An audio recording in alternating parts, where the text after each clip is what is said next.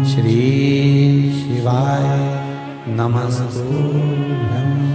गंगा के जल में एकादशी के दिन 7 बेलपत्री डालकर जो नंदीश्वर भगवान अर्थात जो शंकर जी के शिवलिंग के सामने नंदी होता है, उस नंदी के चरण पर गंगा का जल चढ़ाकर बेलपत्री शिव पर समर्पित कर देता है, उसके घर में रुपया रुकना चालू हो जाता है, फिर वो गलत जगह पर नहीं जाता। कई लोग इसको धन के लिए भी करते हैं, संपदा के लिए अर्थात जिसका व्यापार नहीं चलता, जिसके घर में पैसा नहीं आता, या नौकरी नहीं लग रही, या सर्विस नहीं लग रही, आप अप्लाई कर रहे हो, जगह जगह जाकर इंटरव्यू दे रहे हो और पैसा नहीं आ, तो उसके लिए प्रयास किया जाता है। पर उसके लिए यहाँ पर जो धन के लिए करते हैं, उसके लिए विष्णुपति के लिए करते हैं। मतलब जैसे गंगा के जल में तुलसी के 11 पत्ते डाले जाते हैं और उसको किसी भी नारायण के मंदिर में, राम कृष्ण भगवान विष्णु दत्त आदि जितने नारायण के मंदिर हैं, उस मंदिर में किसी भी पात्र में, एक छोटे से पात्र में उसको भरकर रखी जाते हैं महाराज। उससे भी जॉब सर्विस नौकरी में सफलता प्राप्त हो जाए। परंतु वो भी एकादशी को ही होता है। कुछ देर तक पात्र को रखा जाता है, फिर वही पात्र का जल किसी भी वृक्ष के नीचे डाल दिया जाता है, उससे भी नौकरी के लिए फायदा मिलता है। गंगा का जल कोई साधारण नहीं है। बेटा अगर व्यसन में पड़ा हुआ है, मदिरा पान में पड़ा हुआ है, मांसाहार में, जुए आदि में जा रहा है, तुम्हें लग रहा है कि मेरा बेटा गलत मार्ग पर जा रहा है, ये मित्र दोस्ती गलत हो रही है, वो सही जगह पर आ जाए। करना है एकादशी। जिसके यहाँ लक्ष्मी नहीं गिरती हो, पैसा घर में नहीं आता हो, बहुत चिंता लगी रहती हो, लक्ष्मी से जुड़ी हुई, व्यापार से जुड़ी हुई, सोमवार 5 सोमवार बेलपत्री के पेड़ के नीचे एक घी का दिया लगाना चालू कर दीजिए। शाम के साथ थोड़ी सी मिट्टी बेलपत्री के पेड़ के नीचे की उठा कर लिया, घर के अंदर लाकर इतनी सी मिट्टी लाकर पटक दीजिए। 5 सोमवार करके देखो, 6ठे सोमवार पर करने की जरूरत नहीं पड़ेगी, व्यापार अपने आप बढ़ना चालू हो जाएगा। जब विषम परिस्थिति आ जाए, ऐसा लग रहा है कि आपने पशुपति व्रत कर लिया, सोमवार की अष्टमी का प्रयोग कर लिया, मैंने शंकर जी की आराधना कर ली, तो भी विषम परिस्थिति चल रही है, अभी तक कोई सुधार आने को तैयार नहीं, तब शंकर जी के मंदिर में जब बेलपत्र चढ़ाने के लिए आप जाएं, तब प्रयास करिएगा कि बेलपत्र को, अशोक सुंदरी का स्थान सबको मालूम है ना, बोलो जम के बोले जरा, मालूम है सबको? अशोक सुंदरी वाली जगह पर बेलपत्री को, डंडी वाली जो जगह है जहां से पानी बहकर जाता है, उधर रखना है। उसी बेलपत्री को वापस उठाना है। शिव जी के शिवलिंग पर जब बेलपत्री रखो तो डंडी का भाग, आप यहां बैठे हो तो डंडी का भाग पीछे की ओर होना चाहिए। शिवलिंग जैसे ये है तो डंडी का भाग पीछे की ओर, उसको रखकर 7 लोटा जल भगवान शंकर पर समर्पित कर दीजिए, अपने भाव को रखते हो। अगर विषम परिस्थिति चल रही है, आपने पशुपति व्रत कर लिया, सोमवार की अष्टमी का कर लिया, उसके बाद भी कार्य नहीं हो रहा, अटक रहा है, किसी कारणवश कोई फाइल मोटी है, थोड़ा समय लग रहा है, तो 7 लोटा जल का प्रयोग करें। धीरे धीरे 7 लोटा जल शिव जी को बाल्टी में भरकर ले जाएं अपने घर से। 7 कलश जल शिव जी को समर्पित करना है और समर्पित करने के बाद उस बेलपत्री को वापस अपने ही घर पर लेकर आ जाना है। 11 दिन 21 दिन उसको रखो, फिर उसका विसर्जन वापिस किसी नदी, सरोवर, तालाब या वृक्ष के नीचे कर दीजिए।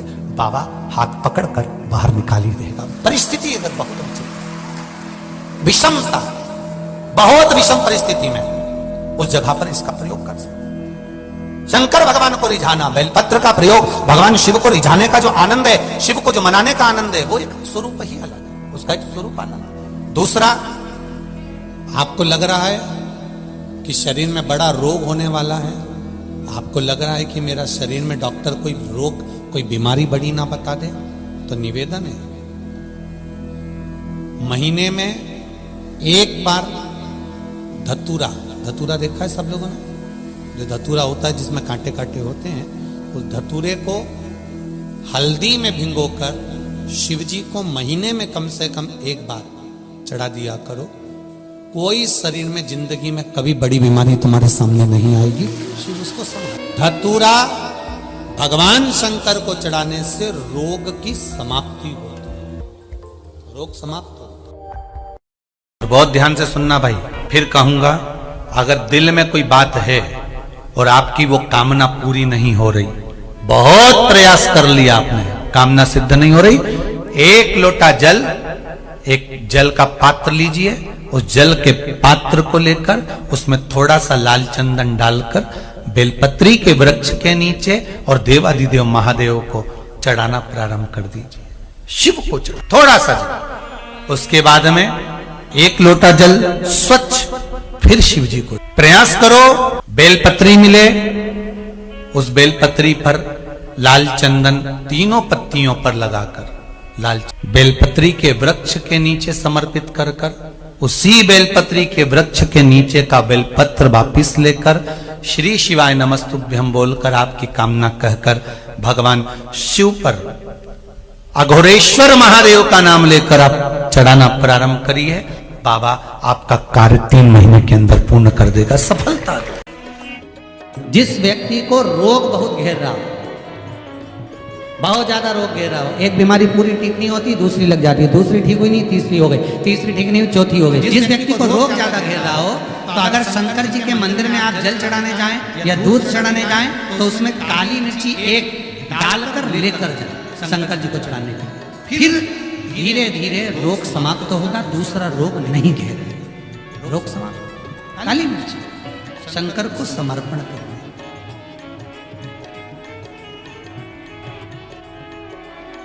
बहुत अलग अलग शिवलिंग बनते हैं महाराज। शिव महापुराण में तो वर्णन आता है काली मिट्टी का, लाल मिट्टी का, पीली मिट्टी का, सफेद मिट्टी का, वर्ण के हिसाब से भी वर्णन किया गया। सफेद मिट्टी का शिवलिंग ब्राह्मण को बनाना चाहिए, लाल मिट्टी का शिवलिंग महाराज क्षत्रिय को बनाना चाहिए, पीली मिट्टी का शिवलिंग वैश्य को बनाना चाहिए, काली मिट्टी का शिवलिंग शूद्र को बनाना चाहिए। शिव महापुराण की कथा कहती है, विदेश्वर संहिता कहती है, शिवलिंग चाहे मट्टी का बनाओ, शिवलिंग चाहे आप पाषाण का रखो, शिवलिंग चाहे आप पारे का रखो, चाहे स्फटिक का रखो, पर इतना याद रखना शिवलिंग की आकृति अपनी हथेली पर हाथ को रखकर देखना, अंगूठे को खोल कर देखना, इससे बड़ी मूर्ति घर के अंदर नहीं होना चाहिए। अगर घर में पितृ दोष है, वास्तु दोष है, काल सर्प दोष है, और तुम्हें लग रहा है कि मैं 1 रुपए कमा रहा हूं, 100 रुपए खर्चा हो रहा है, या फिर घर में क्लेश बना हुआ है, या घर में बीमारियां बढ़ी हुई है, तो एक काम करना प्रारंभ कर दो। शिव जी के मंदिर में एकादशी का दिन रहे और शंकर जी के मंदिर में आप जल समर्पित करें, तो 3 बार मुख से स्वधा स्वधा स्वधा या स्वधा स्तोत्र का पाठ, जिसमें 12 श्लोक, कोई बुद्धि से विकलांग हो, विवेक काम नहीं कर रहा, माइंड से कोई कमजोर हो, तो जब स्वधा के नाम से आप शंकर भगवान को जल समर्पित करें, स्वधा स्वधा कहकर उस जल को समर्पित करें, तो पितरों का स्मरण कर कर वही स्वधा को समर्पित किया गया जल, जिसको विवेक की तकलीफ होती है, बुद्धि की तकलीफ होती है, अपने पितरों का, अपने पूर्वजों का स्मरण कर कर उस जल को उस विवेकहीन व्यक्ति के दोनों भुकुटियों के पास में लगा देना चाहिए, थोड़ा सा। एकादशी के दिन अगर जल चढ़ाने जाओ तो 3 बार मुख से बोलिएगा। फिर से बोलो एक बार, स्वधा स्वधा स्वधा। ज्यादा पितृदोष हो, ज्यादा तकलीफ चल रही हो, बहुत ज्यादा कष्ट में हो, तो शिव मंदिर में बैठकर या घर के मटका परिंदा या पूजन वाली जगह पर बैठकर 12 श्लोक का सुधा स्तोत्र का पाठ भी कर सकते। ये पार्वती जी की नानी थी,